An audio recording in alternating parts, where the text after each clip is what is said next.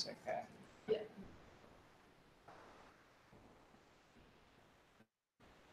Yeah, I'm not sure why. What's that? It's just like spinning. Can I introduce you people? Yeah. Yeah, absolutely. These are people from Alberta. It's a good place.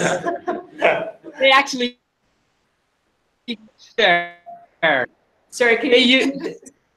I say they live there, they work there, they use Alberta water. Interested, I was telling a project. See that? That's my sister, Ivy, George, my brother-in-law. Good morning. Hello. Lindsay, is it? Yes, I'm Lindsay. We see half There of you you. are. There you go. We can. So we've got myself. There's Seogi, and then we have Dom and Thibaut also here. Ah, Oh, hi, so everybody. this is Ivy and George. They're visiting. They actually spent China, and then they came back here and a little bit of a rest to recalibrate it and had crepes with chopsticks. I was Yeah, right. It's an interesting combination. yeah. My computer has some problems. You have. I've noticed that. What's running? I think I probably was running too many things. Okay. Because every once in a while, on the latest Mac update, there's two processes that I've noticed every once in a while completely spin out of control. Oh, One okay. called dist noted. It's just on the Macs. But there's been times where like my computer is like heating up and I'm like, It's on I'm your not background. doing It's a anything. background thing, Yeah. So we're just getting Seogi's computer up and running. It was just too many tabs open or something like that. Oh, so you've also had this experience of your Mac just like spinning out of control and really heating up? Yeah, but yours is because you have that firewall thing usually. Whereas what I've noticed with one of the recent updates. Oh, you're on.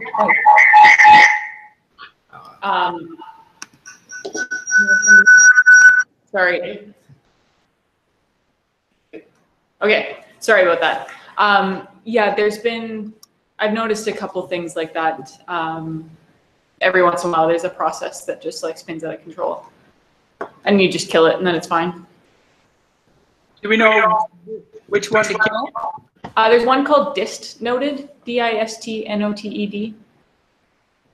But yours is usually Sophos, the firewall thing.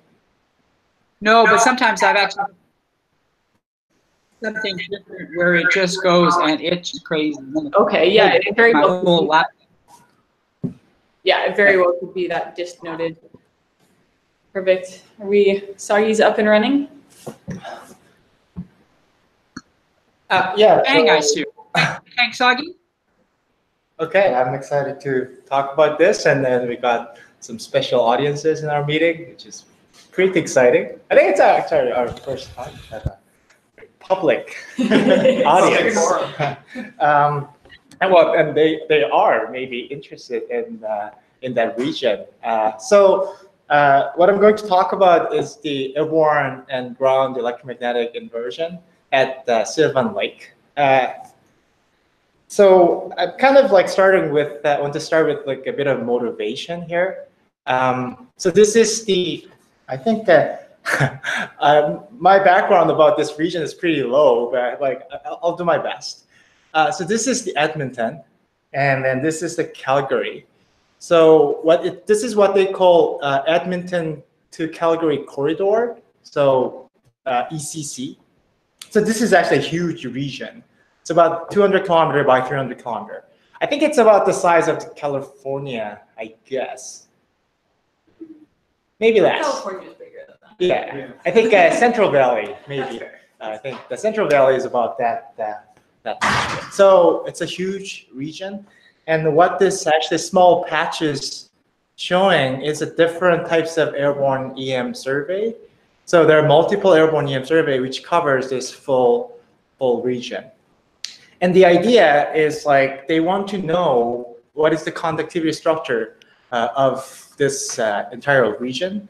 And by using conductivity, they want to have some sort of hydrogeological information, like where's the aquifer, where's the aquitard. So like you cannot really see that. So in the ground, we want to map that, where they are, how big it is, and something like that. So that's sort of the main goal of this project was, I guess. And what I'm going to do, I'm going to focus on this data set here, Geotem, and then even smaller, like about 30 kilometer by 30 kilometer region around this Sylvan Lake. Here's like a bit of geological background about this region. So there are multiple units. It's called, the first one is Pascapu Formation, and there are a whole bunch of other sort of like a regional geological unit. And our interest is hydrogeology. So here's a table for hydraulic conductivity for each kind of geological unit. And you can definitely see this Pascapu Formation has a pretty big kind of possibility to be an aquifer. And other things has some potential to be an aquitard, which is basically clay. And even in Pascapu Formation, and this is a very holistic view because the Pascapu Formation is big, like it's a big unit. And kind of in details, in Pascapu Formation, there are probably some sandstones, which could be an aquifer. There are probably some mudstone or clay, which can be also an aquitard. So, I mean, like in that Pascapu Formation, distinguishing what are they, where they are, is actually an important goal. Okay. And the region that we're focusing on is mostly just Pascapu Formation, so we don't really need to worry about other units. So basically, we are here. And we want to distinguish simply like a sandstone from mudstone.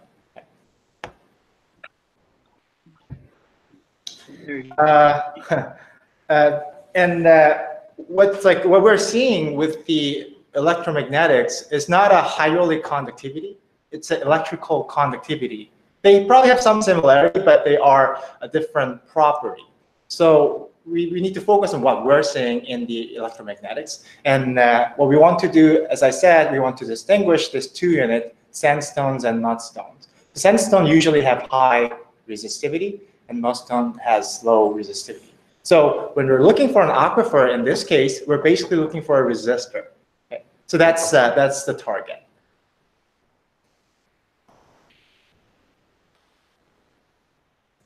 And there are a couple airborne EM surveys. The first one is the Geotem. So there's this black dots here. Those are the survey line. So there are a lot of survey lines here. This is about 30 kilometer by 30 kilometer. And so it covers a large region, and that's what they call Geotem. And there's two ground measurements. The red dot somewhere here, it's called direct current resistivity. So it's like it's using the electrodes and hooking up into the ground, and then you can inject the currents and measure it.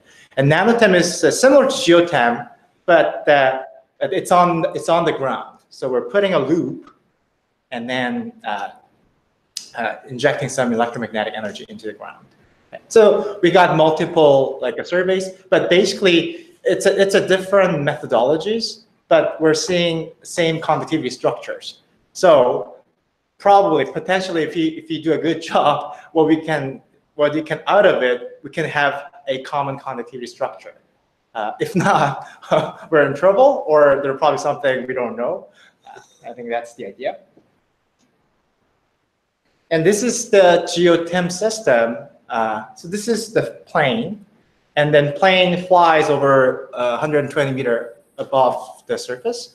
And so we have a transmitter putting the current into the ground. So that's where the transmitters are at the plane location. And we also have a receiver like 135 meter far from the transmitter in horizontal direction. It's located about 70 meter above the surface. Okay. So this is a transmitter and that's receiver.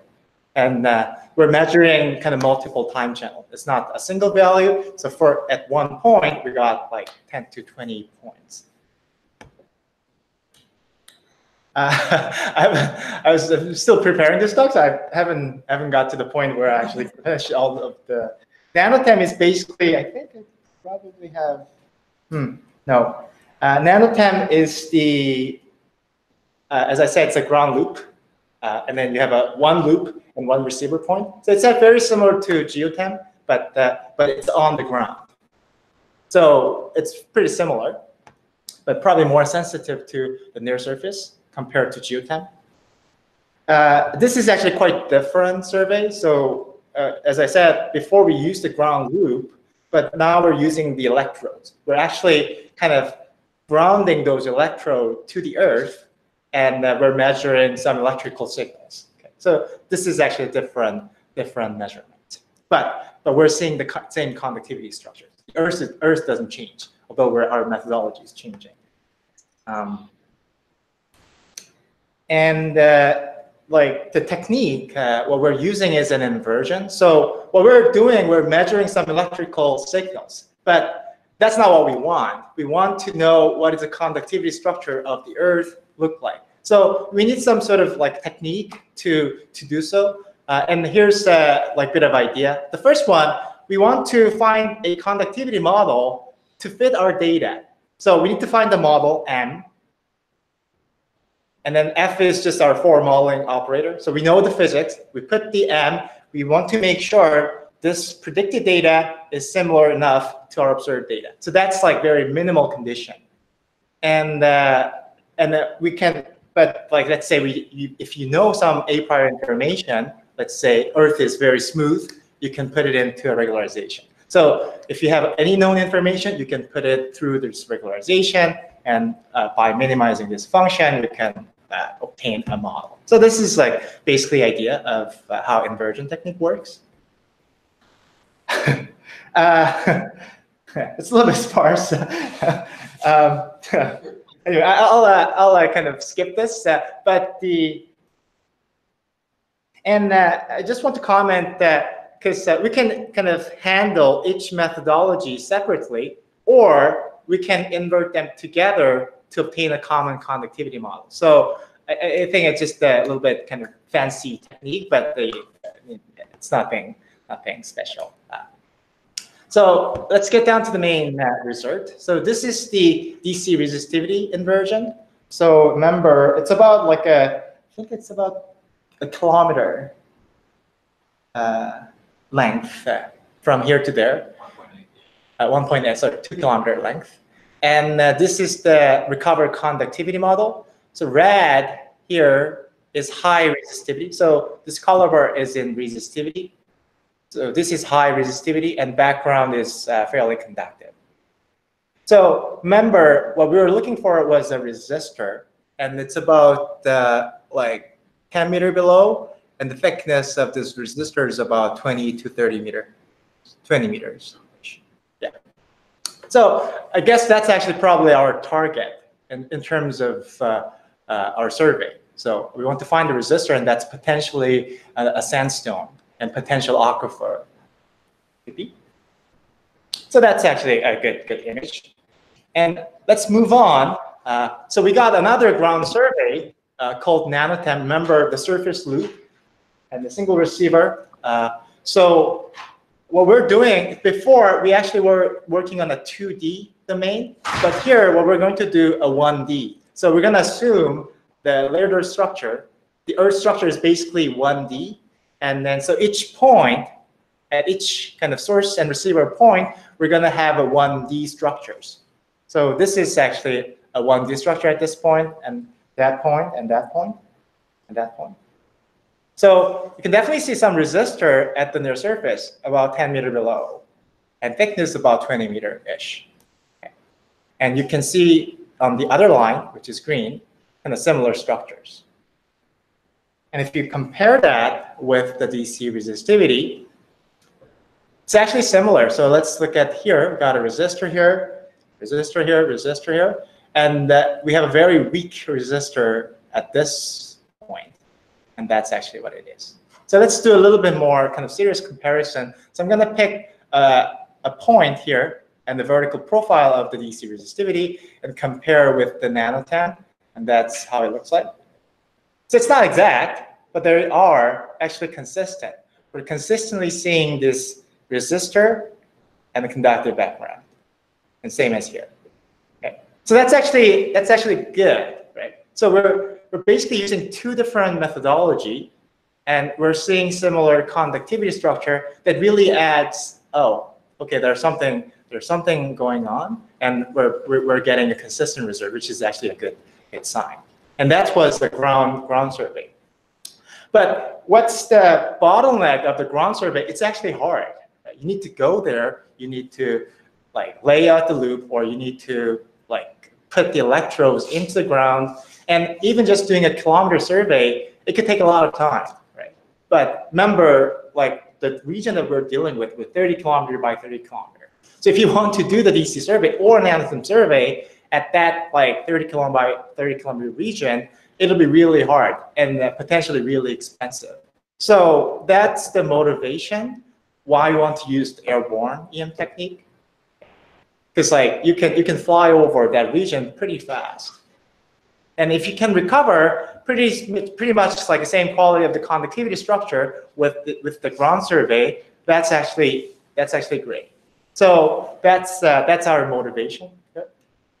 And we're going to move on to airborne data, as I said, because we got some motivation. And at this region, we got about 10,000 sounding locations. I just downsampled. There are more. I think probably 100,000. If I didn't downsample, it's about 100,000. Although we got like 10,000 location, I mean, how we're treating this problem is basically 1D. So each sounding by each sounding.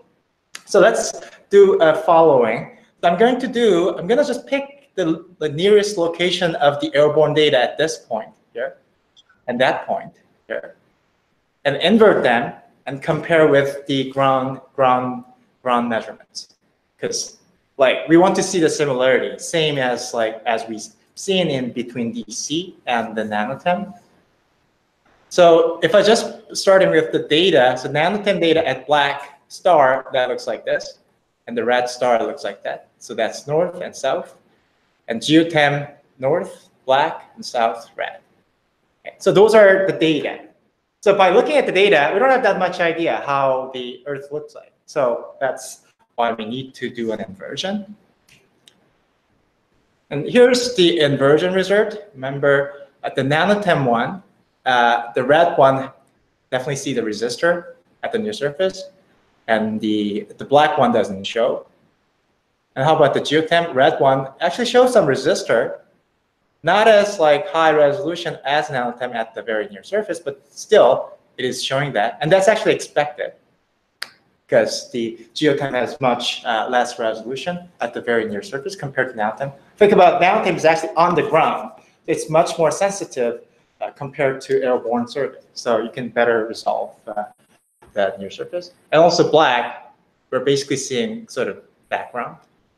So as a first order, it's actually matching, but we can go a little bit more. As I said, rather than inverting them separately, we can invert them together, see if we can actually fit the data with a common conductivity model. So that's actually what we call joint. So if we actually invert these two data sets together, and that's the common conductivity model. So we're fitting both data, and this is the recovered conductivity. So we're actually getting better resolution at the near surface because of the NanoTEM. And we're also seeing a little bit of conductor at the deeper part better. Because that's actually helping, right? We're getting the near surface conductivity better. We probably have more chance to see the deeper part as well. So it's actually kind of nice. Anyway, here the point is actually Geotem. With the Geotem, we can recover kind of pretty good quality of the conductivity model. Okay. So let's now kind of surject all the locations. We actually handled 2 locations. We got actually 10,000 locations. So let's invert all of them and see what we can actually get out of it.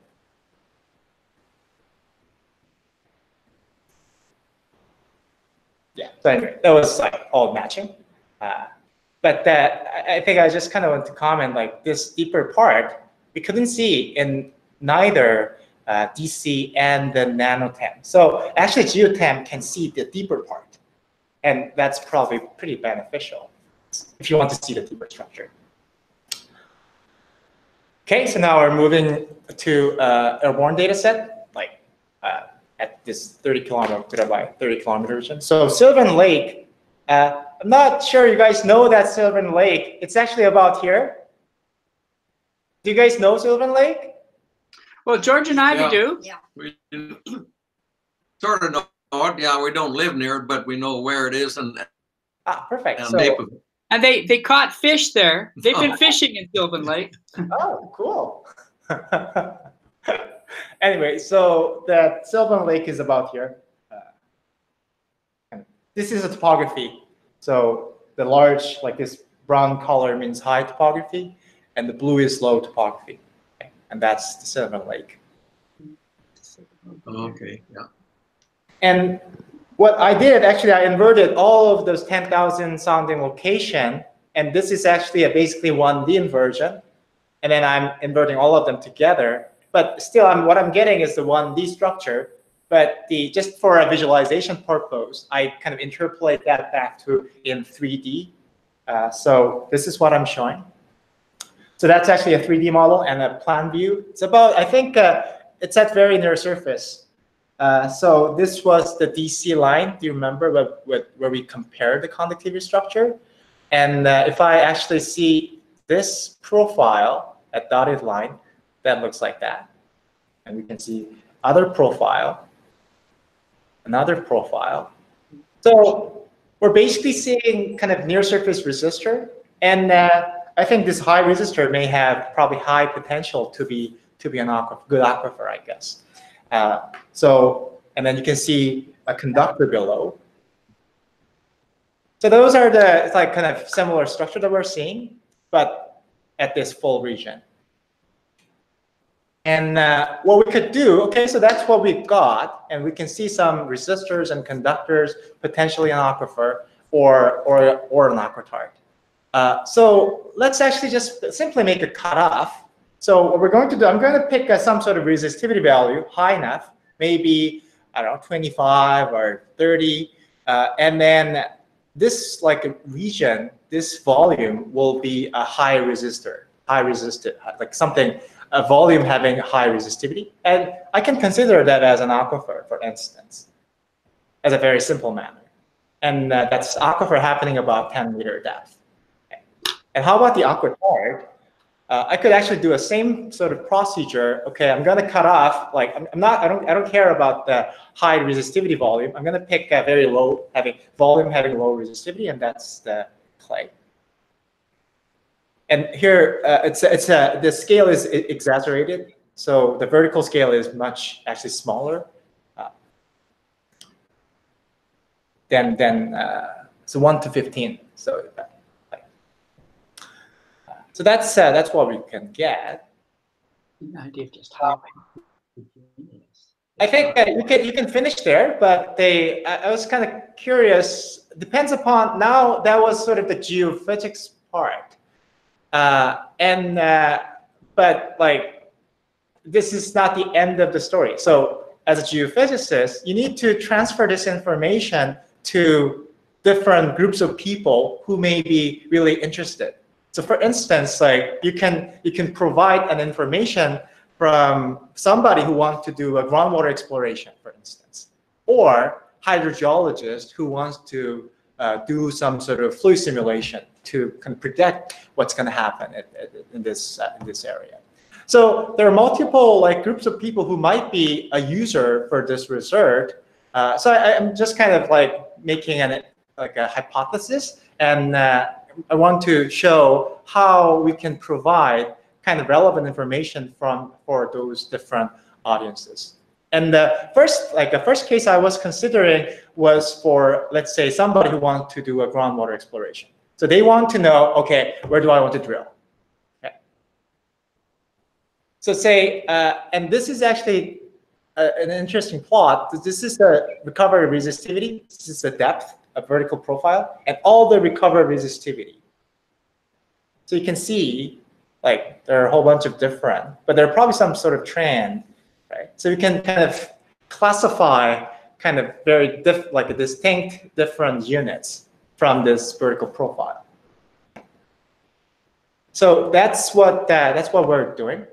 So what I'm doing, I'm using some sort of like clustering technique. So remember, I got a whole bunch of different vertical profile. I want to classify that as 4 different units. So those are the representative, like 4 different representative from my whole soundings, 10,000 soundings. So I got C1, C2, C3, and C4.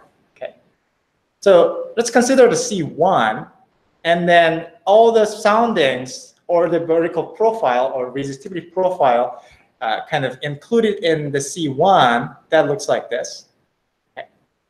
So you can definitely see, okay, well, it's fair enough. This could be a representative of all of this sounding.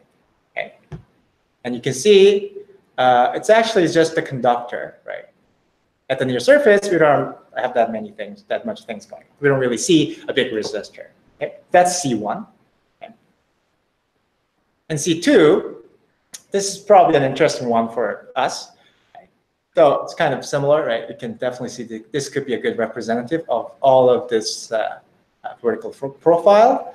And you can definitely see big resistor at the near surface. And that's potentially what we're interested. This structure is actually what we're interested as an aquifer. How about C3? It's actually a little bit kind of arguable. Is that a good representative? Right. Well, so that's where you can see the covariance. Right? So if you have a low covariance, that means most of the profile is actually pretty similar. But if you have a high covariance, well, it's a bit arguable. And how about C4? It's actually even larger covariance. So I think our credibility, here I think where we need to go back and think about what was our assumption, because we're doing 1D inversion, right?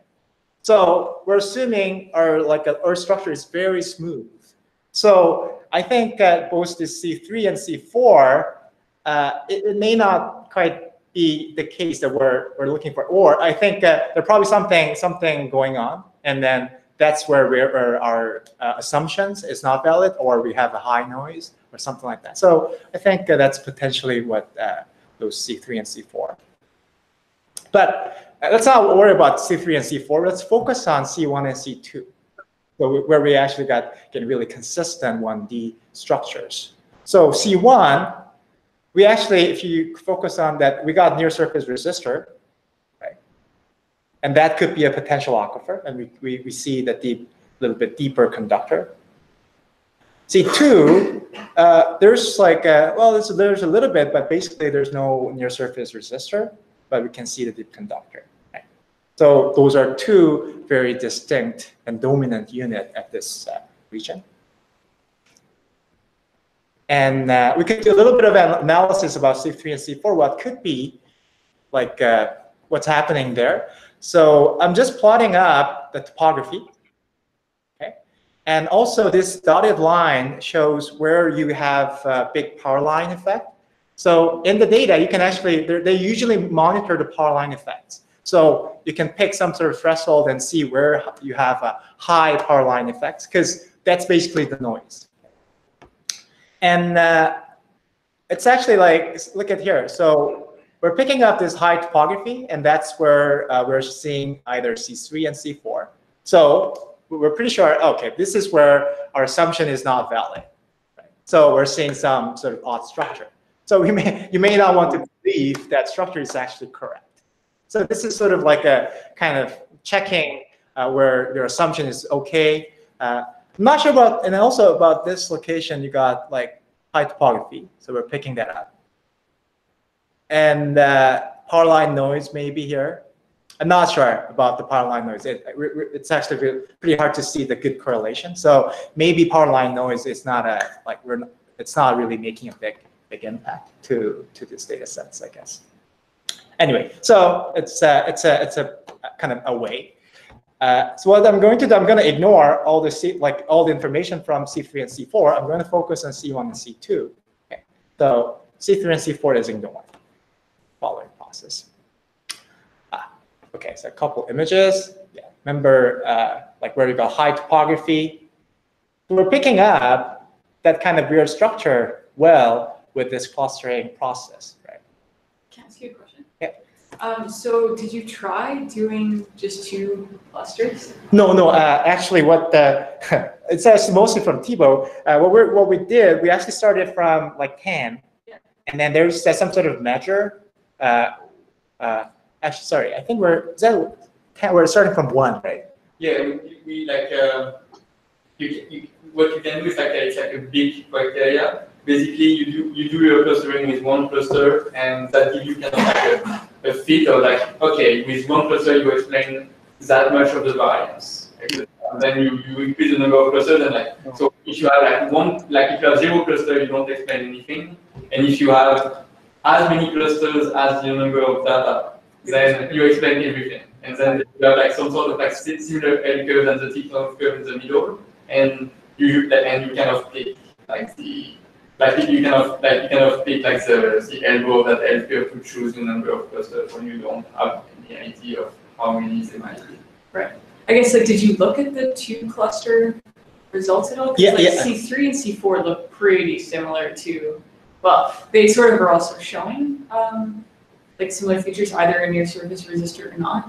So I'm wondering, like, do you think you can adequately explain the data with 2 clusters, or is it important to have these other units to sort of act as garbage? Oh, I think it was important. It was important to have other units. Okay. Yeah. So basically,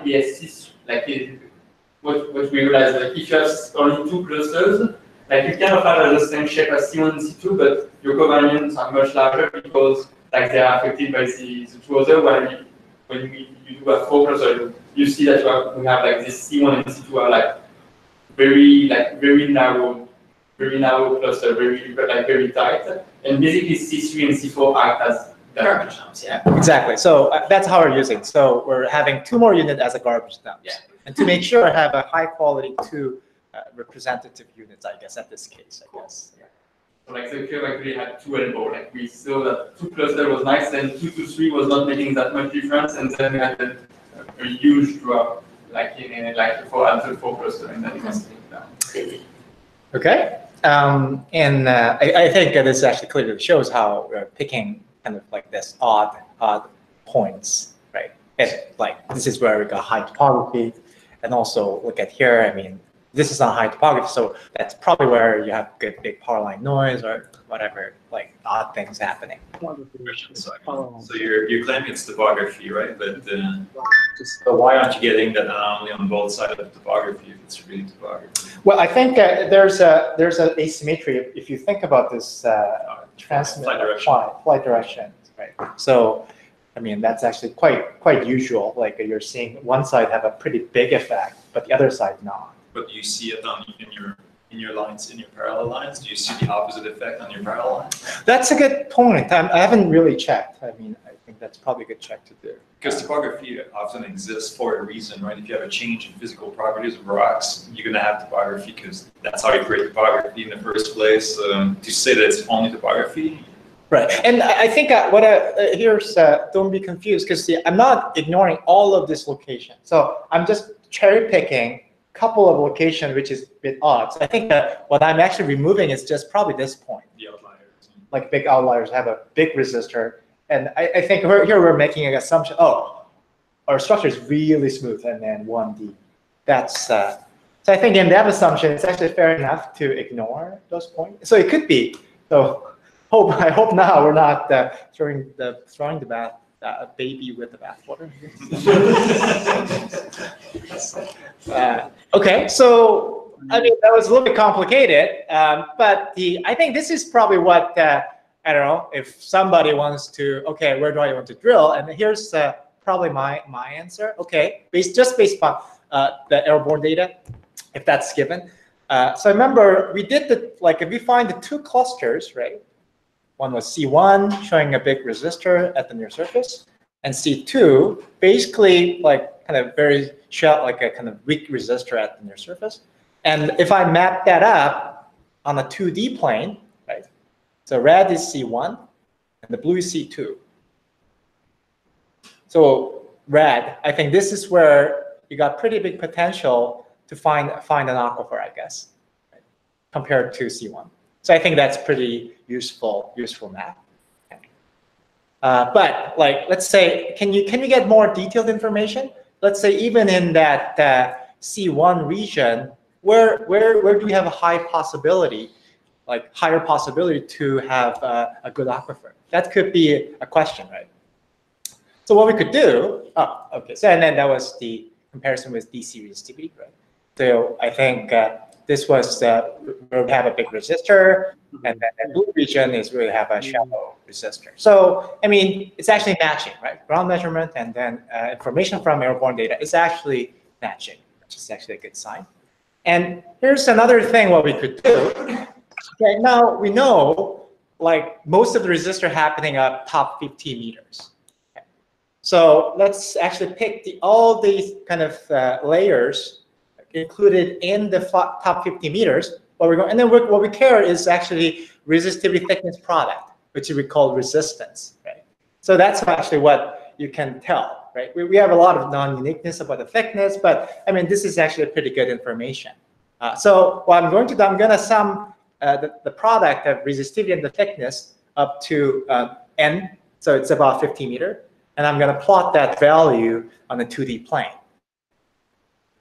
So high resistivity, high resistance means you probably have higher potential to find an aquifer, I guess. So I think if you go back and forth, it's basically mapping up nicely about those clusters, right? C1 and C2.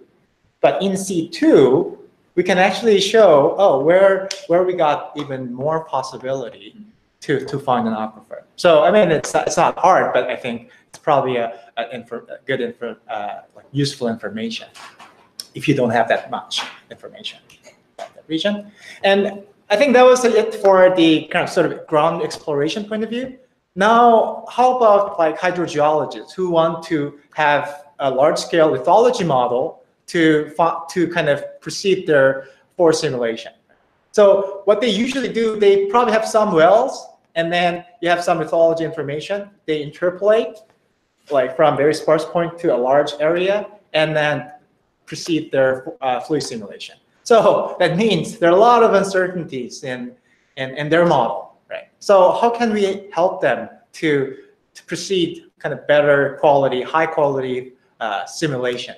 So here's one other way. So we're basically using the same technique, what's called like a Gaussian mixture. And what we're doing is basically, it's actually even simple. We're doing 1D clustering. So let's say we're putting just the conductivity value and find some subclusters. And we did the same process. We find 3 clusters, what we call R1, R2, and R3. So that's our fit with the Gaussian mixture. So this is a histogram. And R1 is about 15, which is about the background. And that's the gray. And R2 is 12, it's conductive, blue. R3 is a resistor up top. And that's where we got the DC line. So you see the big resistor, like a thicker resistor, and the shallower. So I mean, it's not like kind of very fancy way, but I mean, considering you don't have that much information, if you're just given the Airborne EM data, this is probably what you could do. I think that was it. I still have a bit of challenges, and I'm like sort of like, well, technically I don't have any challenges. I'm just like having some challenges to dig up information about this region. It seems like there are a lot of wells, tons of wells, and actually they worked a lot at this region. I think like Airborne EM, like Airborne EM was very small part. I mean, they actually did a lot of work. But I was actually, when I was kind of doing a literature review, it seems like the Airborne EM data wasn't in their process to build up the model.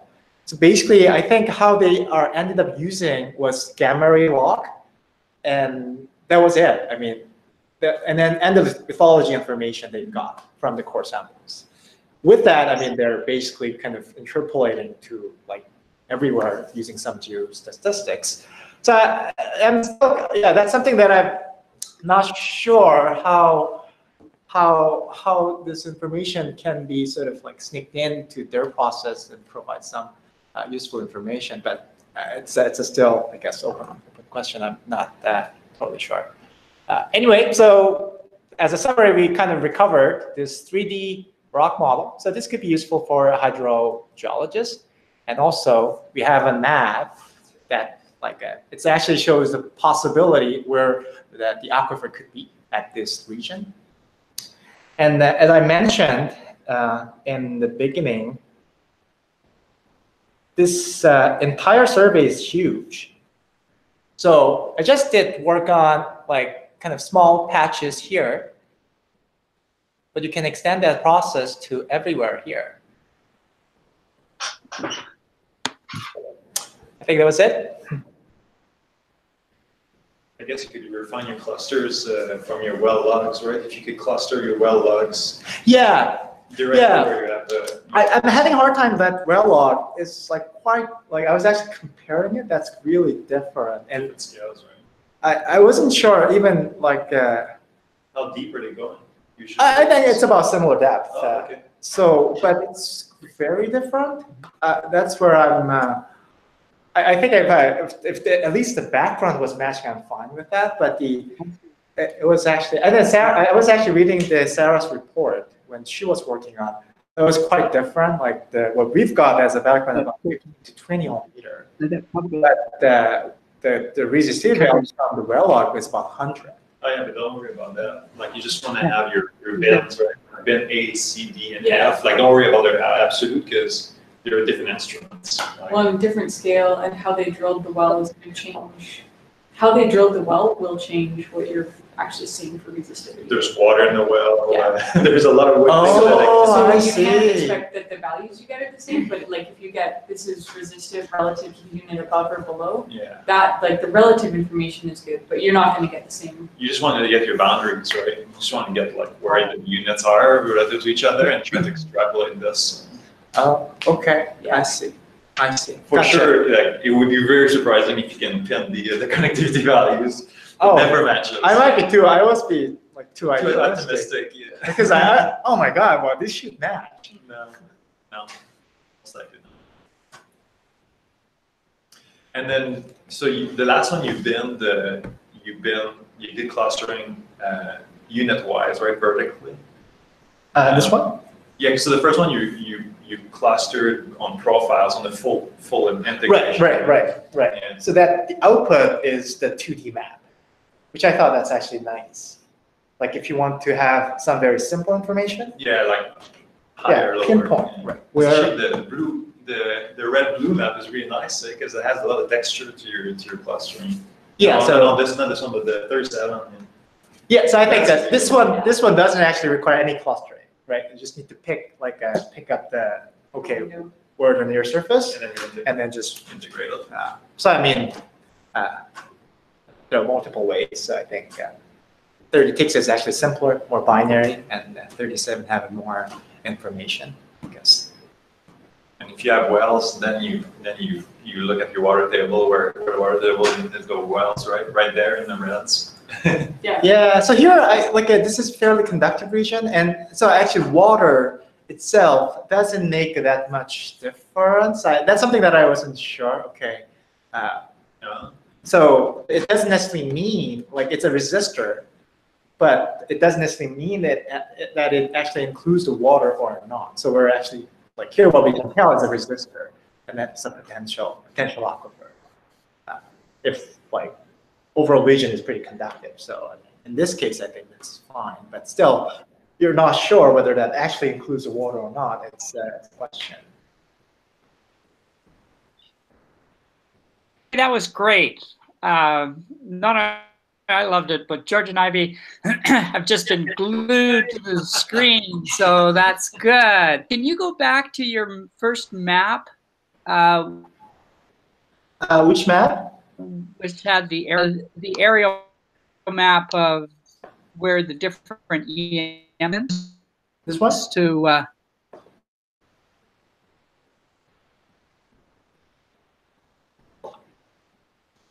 slide 2. Okay. Okay. So family grew up in a couple in Leduc, Calmer area. There's just northwest of Edmonton, and then there George and Ivy's farms have been north and west Edmonton, and so I think possibly Tempa's farm. The Tempest might cover where they're. Oh, okay. Oh, we can invert. Have you looked at any of Tempa's data? Can you repeat the question, Doug? Have you looked at any Tempest data? I haven't got it, but I think we can ask either Rachel or Brian. I think they have. So Yeah. What I got was just the geotem data. Oh, because I think if we invert those data for the aquifer, an all-exclusive trip. Oh, wow. In your dreams, yeah, right. I'm not sure whether you actually heard that. No, you internet cut out there. Can you turn off your camera, Doug? Oh, okay. So, pardon me? Can you turn off your camera? I think it's eating all your bandwidth. Okay. Are you still there? Is that better? Yeah, that's Hear fine. me? Yeah. Uh-oh. Is that fine? Okay, so realize that if you and if we show where the aquifers are in that, George and I are going to get all of us an all expense paid trip to Hawaii for the entire trip. Isn't that good? To Hawaii, that sounds awesome.